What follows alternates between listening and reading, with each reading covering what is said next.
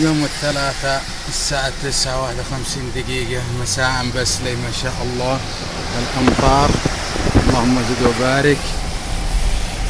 الله يرسل له الشفا موشفة، والرياض كله يقول ابو ريان وين الأمطار، وعبد الله مقري والشلة يدورون الأمطار. الله يعطيهم ويعطينا ويرزقنا ويرزقهم.